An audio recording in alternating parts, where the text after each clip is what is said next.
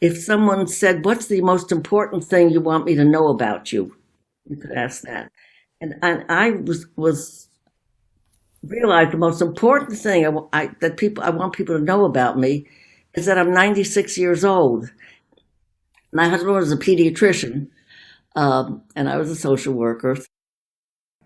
My husband died in 2006, and stayed in the house for about 3 years, uh, sort of to prove to myself that I could manage on my own in Cleveland. I had a lot of friends, and so that it was my own decision to move here and to move specifically to the Willows.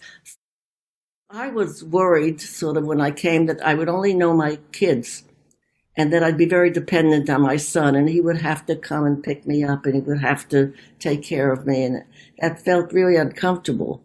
But it turns out that that's not been uncomfortable at all. That I've been able to live fairly independently here at the Willows. Communal living is one of the important things to do. I mean, the connection with people is what we all really experience, and that it makes a big difference. I think if I were in Cleveland now alone in that big house, it would be awful. I mean, that's the other thing. I've met different kinds of people than I ever would have met before. You had a bunch of friends in Cleveland. We all thought the same. We were the same. And although the friends I have here, we share values, but they come from different places and they're different. I would never have met this kind of person if I stayed in Cleveland or New York. But my kids, I've realized, have become my friends in these last years, and it's been a different relationship, and it's really, I never expected it. It was a total surprise. Very different from me and my parents. The kids confer with each other, and we all confer together about what to do. And I mean, it's clear that they're responsible for me, although they're not the kind that hovers. They're not always telling me what to do or what I should do. I mean, we have a really good relationship. They trust my judgment. I trust their judgment. I am no longer responsible for anyone. No one depends on me. I don't have to do anything, be anywhere. Having some kind of routine of the day that I know I'm going to do, I think is important at this point in my life. It's not that I'm stuck in a routine or I have to do it, but it's comforting to know that I'm going to get up, I'm going to do this, I'm going to do my stretches in the morning, have my breakfast, meditate, sort of ground myself in the day. And then, there are other things that happen. But what I didn't mention, by the way, which is really an important part of my life, is that I do mindful meditation. And that feeling of mindfulness, I think, is very much a part of what makes life meaningful for me at this point. Being old was not something I ever thought I would be, and it never seemed like a place I ought to be. One ought to not be old.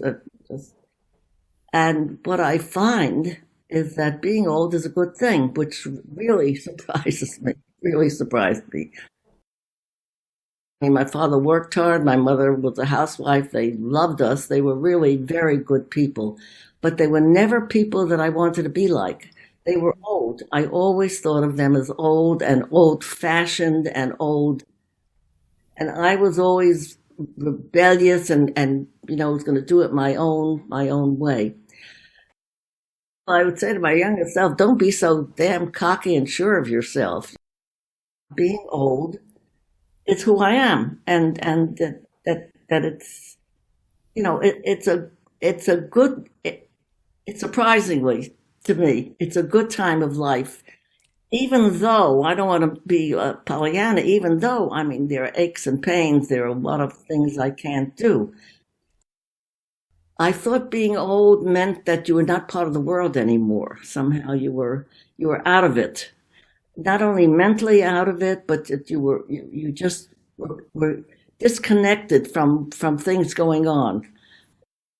And I can't do a lot of things I used to do. I can't drive. I can't go hiking. I can't go up a ladder and fix something. I've got numbness in my fingers. I mean, all kinds of things. But they're not as important as I thought they would be.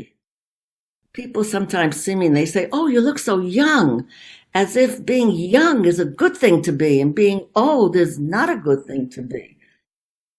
It is different because all of the old people here at the Willows are not old in the way I remember old people being. I'm always amazed. When I came, I was 86, and I thought I was really old. And there were people here who were 90 and 100, and they were working on their computers, and they were, doing all kinds of things. And it's like, you know, it's like I want the world to know that, people go on living and doing things.